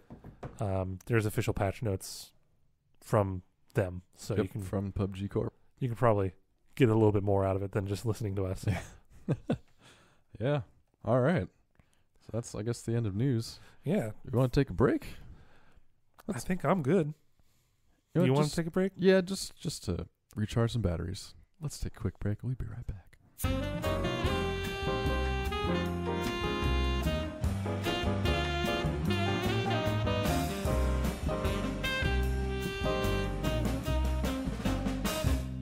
All right, are we back? We're back. I think we're back. Hello. Hi. You're listening to Ctrl Cast. We were gone for just a few minutes, but we're back. We're back now. Don't worry. I know you were scared. Yeah. But we're okay. We have returned. Okay, so I believe we're on the last section of the show, which we usually talk about. What games we played this week? As history has shown, our next segment would logically be Games we played this week. Take it away. What have you been playing, Matt? All right, so, of course, like I mentioned before, I've been playing MTG Arena. I've said this before, but I'll say it again. They continue to improve the game. It is still buggy. And yeah, I saw some of it. As it seems in this latest patch, there might be a memory leak. Because it definitely seems to, stagger a bit after a certain amount of time. But, a lot of the UI elements are a lot better. They added in the gems and everything. So that's all in there now. And the game's looking better. Although they still don't support resolutions higher than 1920 by 1080, which is a bit weird. They might, but I might have to tweak the settings a bit. It's not as user-friendly to figure that out. So, but they, even a couple of things that I had mentioned before, they've addressed. So that's good. They seem to be listening, and they're improving it. So good on the MTG, and I like your payment model. It seems fair. So, well, again, the guy that made the game is known for making good mobile and good digital card games. Yeah. I mean, I know a lot of people from Hearthstone sort of also originally worked on MTG. Hey. But they seem to be doing a little bit more fairness than Hearthstone is doing, I gotta say. Yeah. So yeah, I've been playing that. Just like in real life, I really like mono black control, so I've been trying to make that work. And for the most part, I've been making it work. I hate facing blue. I've always hate facing blue. I think blue holds a special place in most people's hearts when it comes to Magic the Gathering. Either you love it or you absolutely despise it. Yeah. I'm one of those absolutely despise it kind of people. If you play blue, I hate you. Not on a personal level. Yeah. I just hate you as a Magic player. It's almost the same thing. Yeah. Really. Control blue. If you're playing aggro unblockable blue, that's okay. There's also mill blue. Yeah, that holds a special place in my heart just because it's stupid. But yeah, game's still fun. They seem to be constantly improving it. I'm happy with it, and I hope you get into it soon. Yeah. Again, I'm just gonna say it again. Just invite me to the game. I actually don't know if there's a friend system in it yet, that's lacking a bit. So, like, even if you did get into the game, it might be randos. Yeah, entirely. I mean, they don't have some of the modes like EDH or Two-Headed Dragon yet. Like we mentioned last week, that would be sick. Yeah, I hope they add that in. That'll be awesome if they do. Yeah. But yeah, I've been playing that. Still fun. Good game so far. And hopefully they fix that stuttering and potential memory leak issue. Yeah. Because that would be a bad thing to leave in there. I guess the other part of it, I suck at building decks, so... Well, the nice thing is they give you some constructed decks to begin with that you just have the cards for. That's good. And then as you gather more packs and stuff, you can either edit those decks or make your own. Yeah, I've always had that problem. I usually had to make, like, existing decks from either friends that I know... Net deck kind of a thing? Yeah. Yeah, or just, buy individual cards to get it working properly, that kind of thing, yeah. For those not in the know, net decking means building a deck based on the internet suggestions of a deck. Yeah. It makes sense. Yeah, net deck. So yeah, the other games I've been playing this week, as I mentioned before, we did build some of the Nintendo Labo sets. Hell yeah. I think I'll weigh on this too, because it is on my list as well. It is. And quite honestly, I'm impressed. Like, yeah, I know it's the robot, I'm not going to lie, it's a little janky. Yes. But it's really cool. Well, when you got the lengths adjusted more correctly, it was started to work better. Yeah, like I thought you had to keep those little things on your feet to work, but you can like have it around your ankles or your lower calf, and it's fine. The punching works pretty well, gotta say. It's a little scary. It sounded like it was just gonna rip off. It is a bunch of cardboard, so it doesn't sound durable, but it is surprisingly durable. Yeah. So you don't have to worry too much about it. And the little visor thing, when you put it down, it goes in the first person perspective, which is pretty cool. You can fly, you can go into a tank-like mode. It's surprisingly fun. Yeah, I thought that was so cool. Like when you flip the visor down, it changes the on-screen to make it look like you're looking through the visor. Yeah, the only thing is it's not like the Wii where when you're pointing something at the screen, it knows that you're pointing it at the screen. Like if I turn 100% around, on screen, I might not turn 100% around because it doesn't know that I'm not facing the screen anymore necessarily. Right. You do have to do like a leaning motion to know which way you're going, which works, but it is not like one-to-one. I mean, it's not like a Vive where it has literal things watching you from every angle. Well, where are the Joy-Cons? There's one in the There's one in the backpack and one in the head. The way it knows you're leaning, I'm assuming, is by the one in the head and the one in the backpack. And the HD rumble. Well, not the rumble, the accelerometer that's inside them. Okay. So it definitely works. It's a little bit janky, but once you get used to it, it's pretty good. Like I'm very impressed with the IFR. Yeah, it's pretty cool. I know you didn't get a chance to use the robot set because we did this all pretty late. Yeah, no, that's okay. But they do have a few modes in the robot thing. They have the typical score attack mode where you're going around punching buildings, punching alien ships and stuff, trying to get a bunch of score. There's the thing where it's almost like it's acting like it's the Wii Fit where it counts how many calories you burned playing on that, which is pretty cool. I mean, it's entirely not accurate. Yeah, I'm sure. There's no way they could be accurate, but it is fun that they put it in there. There's a DJ mode, which is completely stupid. Every motion is tied to a sound effect, and like the sound effects just do not. They're not good sound effects. You can make it pretty awful. You can make it sound pretty bad, but it's still just a fun thing they put in there. So the longevity of the game probably isn't too great, except for small children, but it is a fun little thing to play with. And was there again, like a Rock'em Sock'em mode in there? Yeah, there was a versus mode, which is interesting because in order to do the versus mode, 2 people have to be in this robot suit, looking at each other on the screen and punching and stuff. And obviously, we didn't have another person with a robot suit in the house with us, but it's still kind of interesting that you can, like, if you know someone else that has one, you can be like, "Hey, I want a robot fight you." Or if you have 2 kids, then you obviously couldn't just buy one of those. Oh gosh, that would be impossible. Yeah, I am curious though, because I know Nintendo was saying they're going to give you replacement kits for a lot of the stuff. Yes. I wonder if you can just buy just the suit, not the game, just the suit for the robot stuff, and what the price for that alone would be.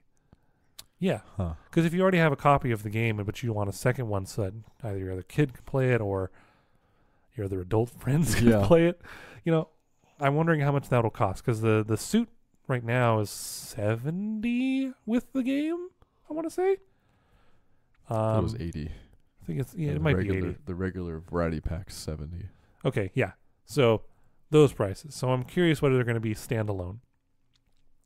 Speaking of the variety pack, you and Peter put together the piano, the fishing rod, and the little robot machine thing. So the RC car took about 6 minutes to make. It is very simple. It's one piece that folds into itself. Yes. And then you lock in the Joy-Cons just like you would on the side of the Switch. It has the slots there. Mm-hmm. And then the program on it is just kind of like a left and right. Forward and backward kind of motion. Back.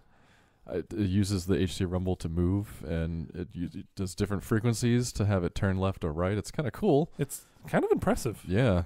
I think this one in particular, there's a way to code its path. Mm-hmm. Yeah. We didn't try that, but that'd be interesting. Yeah. The interesting thing about this whole thing is that there's like a lab that you can do in Labo. I know. Yeah. But you can like program your own stuff into it, and you can like see how it works and figure out new ways to use it, which I think is really cool of Nintendo. Yeah.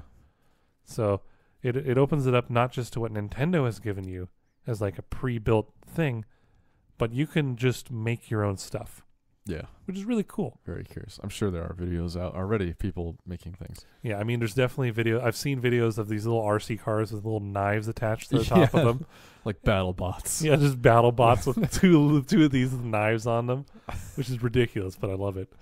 But you guys had also built the piano and the fishing rod. How was building that stuff? So the piano was pretty intricate, I have to say. I think it took us about an hour and a half to make it, but two of us. Granted, part of that was the way that it gives you instructions. There's no real way to kind of skip through it. Yeah, like if there's 8 parts that are exactly the same, you can't just skip to the next part. You have to watch it being built 8 times. Because there are 13 keys for this, and 4 or 5 of them are different types. So there are like 2 or 3 different types of keys. And then they're in like sets of 4 or 5, and they're all exactly the same, but you have to watch the video through each build of them. Yeah, I made the mistake once. We were building the little gearbox in the back of the backpack, and that's 6 of the same thing, pretty much, or 4 of the same thing, pretty much. So after the first one, I saw that the second one was going to be the same, so I pressed B to try to like skip to the next step, but it went all the way back to the beginning of that first thing, and I was like, oh crap. They do make it so you can fast forward and then reverse video in it, which is nice, but they really should have made it so you can like skip steps. Skip or something. Yeah. Yeah, other than that, though, the piano was pretty neat. In addition to just having keys, there's a like start and pause. There's like a recording and thing. A record button. I imagine those come into play in the there's like a I forgot what it's called, but it's like a producer thing where you go in and you can actually record piano playing and make like drum sounds, all different things. Apparently, people have recreated some actual Nintendo music using this. It's impressive. I don't know how you're supposed to be able to export it. You probably can't. It's just stuck in the game, but you can record the screen as you're playing it back. Yeah, I guess you could capture it. Sure, that makes sense. But yeah, along with those buttons, there are these like dials that you put in. They each have a different number or something associated with it. Different sticker layout. Yeah, that's true. Each one has I think it gets increasingly bigger with the I forgot what they called those. The mark. They're basically reflection strips that you put on the different pieces. So the IFR can see it. There's 4 different ones for the piano, and they all have different sizes of strips and different configurations, so that the IR can like tell which one's which. Yeah, and what's cool about these, they each come with a different sound for the piano. So if without one in, it's just the piano. I don't remember which ones are which, but there's cats that sing. That's one of them. And the reason why these are dials or knobs, the way you can turn them to the right or left to make it like more reverb and wavy and echoey, or put like delay or something. It's like an effects knob. Mm-hmm. So yeah, there's the cats. Our favorite was the old man. The old man, one of them really sounded like Peter Griffin. Yeah. It's like exactly Peter Griffin. That's fantastic. Oh, dang it. What was the third one? Cats, old man. There's 4 of them, right? Yes. One was, crap. One was just like synthy, wasn't it? Like a synth kind of sound. Not a piano, but a synth. Like, yeah, that might have been like a digital more kind like of sound. Electronic piano. Yeah. Damn, I don't remember the other one though. We have it recorded somewhere. Yeah, we have a recording of it. We'll get that up at some point somewhere as well. Probably on our website. Yeah, that makes sense. And on YouTube. Yeah. We do have a YouTube our website channel. linked to our YouTube. Correct. Well, maybe not. I might have to We'll figure it put out. that in there. But that's the piano. It's pretty cool. You can dock the Switch right on it, like most of these. Yeah. The other fun thing with a lot of these kits is they had a bunch of like extra cardboard space, so they just give you a bunch of little tiny things you can build separately from everything. Yeah. Which is kind of fun. And you can also paint those or paint them, sticker them. Yeah, they do sell a kit, which is a bunch of stickers and I think markers, so that you can draw on and make stuff look like how you want it to look. Which I mean, that's definitely more focused towards the kids, but I feel like adults could also like that. Oh yeah, no, everyone's creative. Like somewhere. I think my favorite addition was for the robot kit. There's a pair of sunglasses, which are if you've ever seen those sunglasses where it's just pure plastic but with little slits cut out in the eye holes. The awful sunglasses. They're like terrible. French blinds or something style. Yeah, but it's made of cardboard. Dutch blinds. And so I put that on with the robot suit and the visor on, and man, do I look real cool. Oh yeah. There's video of that. I'm sure we need to get that. We need to get this out to the people. Damn it. Yeah, Peter has some pictures as well with that getup on. Oof, it is something. He was doing some poses there. But anyways, the last bit that you guys were able to build before we ran out of time was the fishing rod. Yeah, so that was actually seemingly more intricate than the... No, actually no. The piano was more intricate, but this one took about the same amount of time to make because there are a lot of parts. It also had rubber bands and everything in it, which is pretty cool. Yeah, and string. Yeah, string and everything. And it does extend and retract. This is a very realistic... Like out of the pieces that I saw, this is probably my favorite, the fishing rod. Yeah, there's even a little piece in there that interacts with the reel to make a like clicky sound as you're... It sort of reminds me of putting a baseball card on like the spoke of a bike. Yeah, it's like so that. You hear the yep as you're reeling stuff in or reeling it out. It's pretty cool. And there's this little like dock that you put the switch in vertically. And it acts as the ocean. And it's the ocean, yeah, so that so there's the line that comes out from the fishing pole, it goes into that ocean, and there's like spooled up string inside the little box. Yeah, and you can pull it up and down because it's free floating, and it also retracts itself. Yeah, rubber bands. It's a self-retracting. Like it's honestly pretty impressive what they managed to do with this. The engineering is quite good for cardboard. It works surprisingly well. Yeah. But this little game that's in it is pretty cool. So you sit on a chair, you put this down on the ground with the switch in it, and you hold the rod, and you can reel in and out and lift up and down out of the box the string that's going into it. And basically, it's a fishing game. And it's really good. It is a real fishing game. Yeah, real. Well, you know what game. you know what I mean. It's more like a fishing simulator than any other fishing game I've seen. Yeah, like even some fishing games which are, button based. This you actually have a reel. You have a thing you can pull on, and the fish can break the line if there's too much tension. Like it's legit. It's pretty good. I got close to getting a shark. Yeah, that was interesting. So like, there's different depths that you can go into with this, so that you can reel reel yourself out more and more, and you'll go deeper and deeper. But the fish are harder to get when they're deeper because they have more chances to break the line as they're coming up. Yeah. Sorry, there's dust around. Or cat hair. And or cat hair, yes. Hold on. Okay. So yeah, like it was surprisingly good. You feel the rumble when the fish is biting on the line. Once they bite the line, you can pull them up to like hook them, and then you reel them in, but you have to be careful not to break the line. It gets very tricky. It's pretty good. I liked the little game. I'll probably keep playing that one. That one's pretty good. Yeah, I somehow caught a sunfish. Very big sunfish. Sunfish are just huge like in general. 50 centimeters or something. Yeah, it's like a third of my height.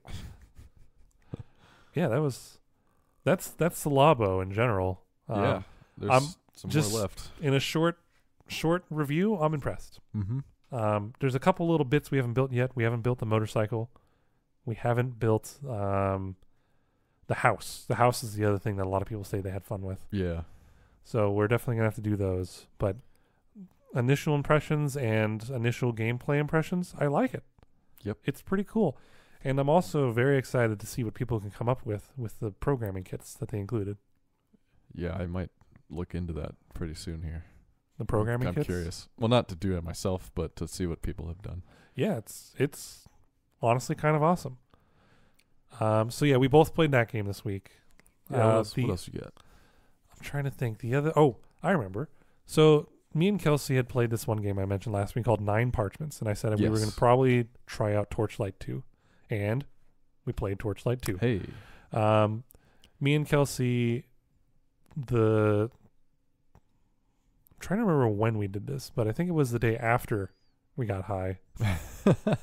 We were playing Torchlight, and she really likes games where you can go and explore and you like upgrade your character and all that stuff. So I was like, okay, this is perfect. So we played that game, and despite that game being pretty old, we were both playing on laptops, and we were both just having a real good time.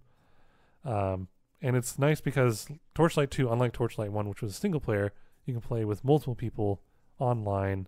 So even though she lives in a different place than I do, we can still play together. Right. And I'm playing as a berserker, and she's playing as an ember mage, I think is what they're called. They're mages. I've actually never played Torchlight. That's fine. It very much reminds me of Diablo 2, not 3. 2. Okay.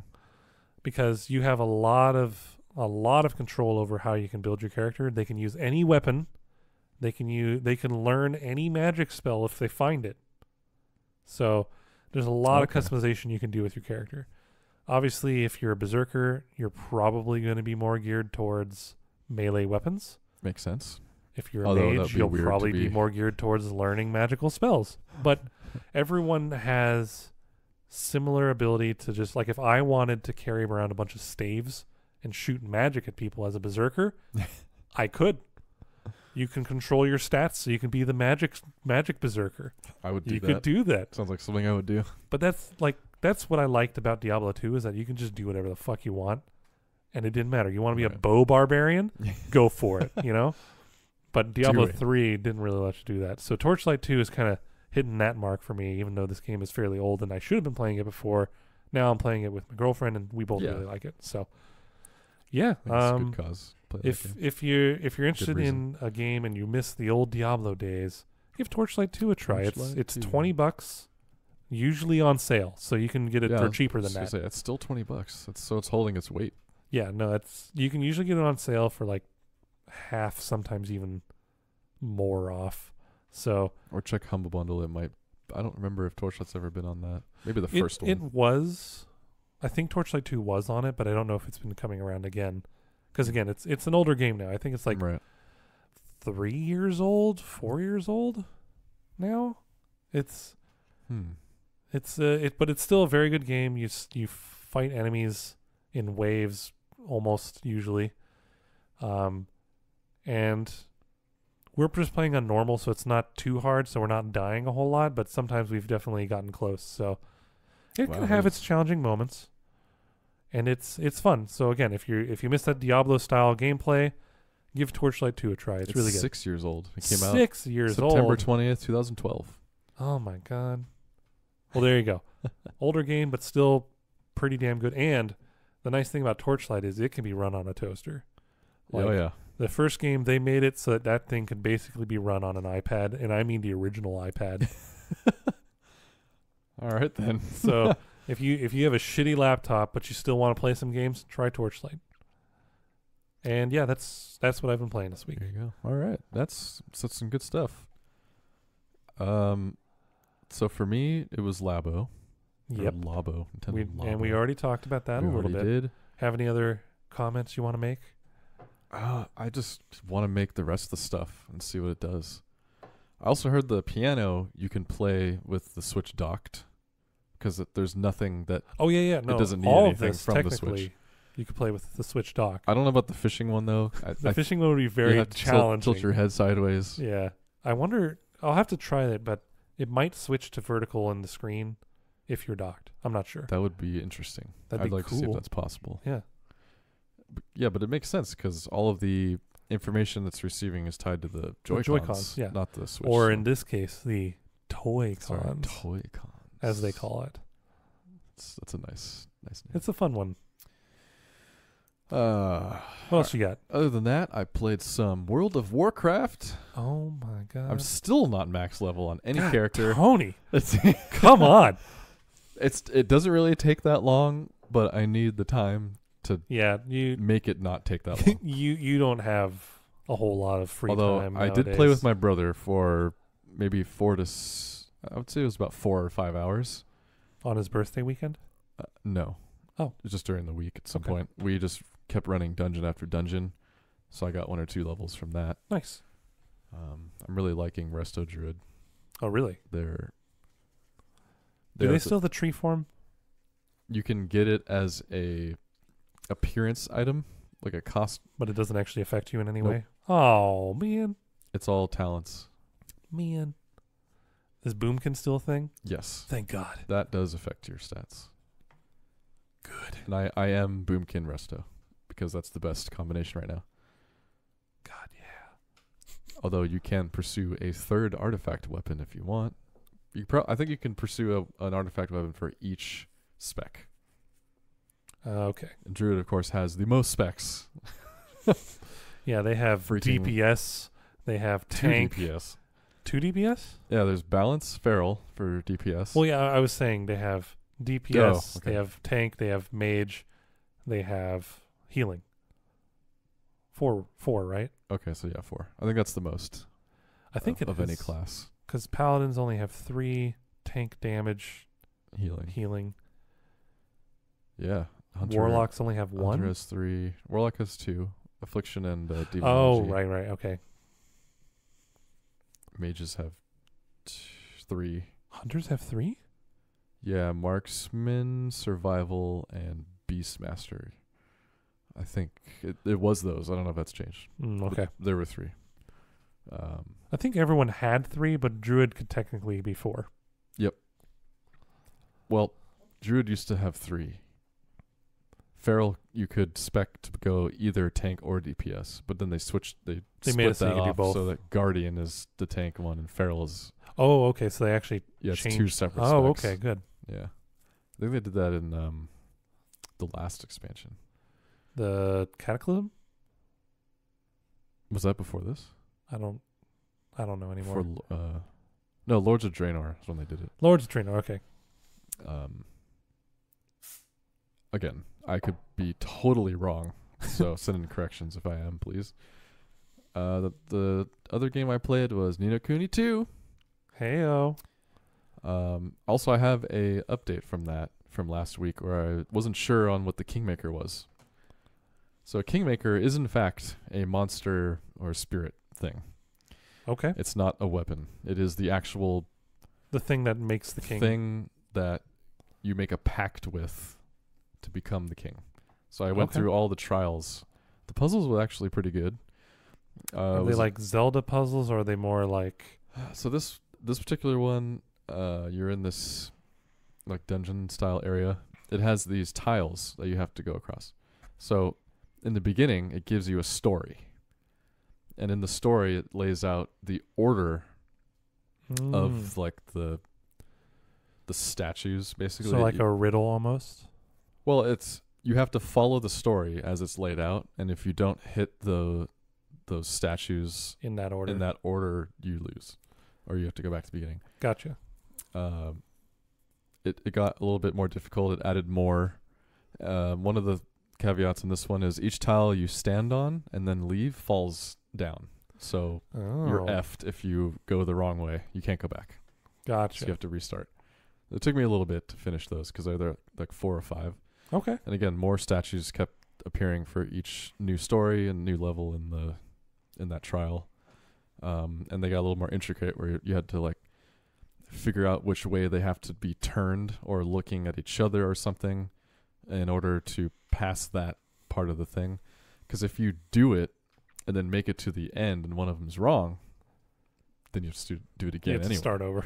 Yeah, it's like just making it all the way through that and getting to the end part is challenging enough. One thing, but you have to make sure you do the story correctly. Would you say it was hard or challenging? Because there is a difference. It was just challenging. Okay. It wasn't that hard because once you fail once or twice, then you kind of get yeah. Because if you do one of the things right, then you know that okay, maybe this is how that one's supposed to be then, and then you just fix that, and then hey, okay. Not in a frustrating kind of way, just kind of okay, I get it now. Yeah. Because it really made me look at the whole map and plan out my path. Gotcha. Because you're like, okay, if I go this way, and then I can't turn around to go back to the end because all the tiles will fall off. So you have to trace out your route. Cool. It's pretty good. And that was just one. I mean, this game is very long, so it's a massive game. That was one. But after you do that, you get into the start of the base building aspect of it. So you became king. So now you have to actually make your kingdom somewhere. And it chooses a spot for you, and it actually has this weird thing where they're called skirmishes. So on the whole world map, you know how I mentioned your chibi? Mm-hmm. So there are these skirmishes there that you can do. It's kind of like a Dynasty Warriors type thing. Really? You're 2 people that control 2 different sets of units. One's a melee group and one's a archer. Mm-hmm. So you're walking with these groups and you can actually change their orientation to like flip them around to make them horizontal or stand next to each other, whip all the way around like right behind each other. So, the melee will just attack that thing and then they'll shoot arrows from the back and you can do special moves and stuff. And you have to clear all of the waves of similar setups like yours. Okay. Or just one guy with enemies surrounding him. It was weird. All right. Yeah, and once you win, you get like items and money, and then like I actually had to do that to get to the area where I needed to get the kingdom started, and it looks like you can just actively choose to do those throughout the map if you want, or just walk around it. Cool. But I guess they give certain rewards. It's interesting. It's like was not expecting to have that kind of weird gameplay just smack dab in the middle. Like, what the hell is this? What's happening right now? I mean, who knows what you'll find next? Because it's like a big game. Like chibi guys. Just fighting each other? Like Dynasty Warrior style. Cool. Yeah, that was cool. And after each battle, you can actually regen all your units back based on like your resources that you collected from winning. But yeah, the next area was weird. It was the city that bases all of their decisions on a dice roll. So roll to 1. Like even taxes. Oh my god. That was one of the first things. You have to talk to this guy who won a forest through a bet. And you need that forest to get the wood to build your kingdom. So you have to go there and find out what the hell's going on. As you find out there's some cheating going on in the casinos. They have these special die that they're using that they can always make it a certain number that they want. So you have to play first. You have to play against the guard of the king or whatever, the ruler there, and he cheats you out. No matter what you pick, you always lose. So I was like, "Am I supposed to lose?" because like the only option was to keep going, or basically. I think you could have bowed out, but why? Like, okay, I'm gonna win this time. Like, I can see the pattern now. I thought there was a pattern. Like, okay, if I pick this, then definitely he's gonna do that. But it didn't matter what I picked. He always won. So how did you get past that? Well, you do some reconnaissance in the casino, and you find out that they're cheating. The pirate girl that joined my party, she stole one of the die and showed us how it works. Ah. And so we contested, or went up against the guard. The king, the guard, and we beat him because the kingmaker that I got, he actually flicked a booger onto the side that would have won for us after the guy clicked it for the run that he would win. So it changed the outcome of it. So as he clicked it and rolled it, he flicked the booger onto the side to make us win. And then he was like, "What?" It was silly. So nice. Yeah, that's Ni no Kuni 2. Before I could wait, I mean, the story. There's a lot to that. Keeps going. Yeah, and that was, I think, about 2 hours of gameplay. So. And there's a lot more. Oh yeah. All right. What else you got? Like 6 total hours. Nice. So I played some Splatoon 2 while I was here, actually. Really? Oh yeah, I remember that. Okay. Yeah, and that game's still fun. It's too bad they still haven't fixed a lot of the issues that we've had with it forever. Yeah, it's just freaking lobby system. Make it possible for us to play together, and then it'd be fine. But I mean, it's still a fun game. I've always liked Splatoon. Yeah. So, just refreshing multiplayer game. Mm-hmm. Sometimes when you're just in these deep military shooters or futuristic shooters. Sometimes it's fun to just see a lot of color. Yeah. I think I played like a second of Bayonetta 2, maybe like 2 minutes. And it sparked a discussion that I felt that Bayonetta 2 is not as good as the first one. But we determined that was because I started playing it right after I'd beaten the first one with no break in between. Because I know that number 2 has to be better. And critically, it is better. Yeah, critically it's better. I mean, it looks and feels better than the first game. It's not clunky. And it runs great on Switch. But it also feels samey to you. Yeah, it felt too samey to me. But again, the actual games, the space between their releases was it was like vast. 6 years or like 8 years, something ridiculous. So by the time 2 came out, you had plenty of time to digest the first game. The first game and then have real passion for playing the second one. So hopefully that same fate doesn't happen to me when the third one comes out. So I'll try to finish it sooner than later so that there's some space in there. And then I'll see what the critics have to say about 3 before getting it. Cool. But yeah, that's been my week in video games. All right. Not bad, considering I had no time to play those things. Yeah, no, I mean, it sounds like we both played at least a small variety of games. Yeah. And I just try to, if I have enough time, I try to do multiple instead of just talking about one. Yeah. Yeah, of course. As much as I kind of want to play one. Variety is the spice of life. It is. That's a true saying. Okay, well, sounds like that's it. That's all the salt we have for today. I think that's all the salt we got. All right. We're done mining. We are. There might be more mining to come. Perhaps. Now, we were going to talk about a special topic, Correct. But because we're waiting for Peter to come back, we'll wait to talk about that until next time. Indeed. So until then, I think that's all the salt for today. It is. Thanks for listening in, and we hope to see you again next week. Yep. Thanks for joining us. We'll see you. Have a good one.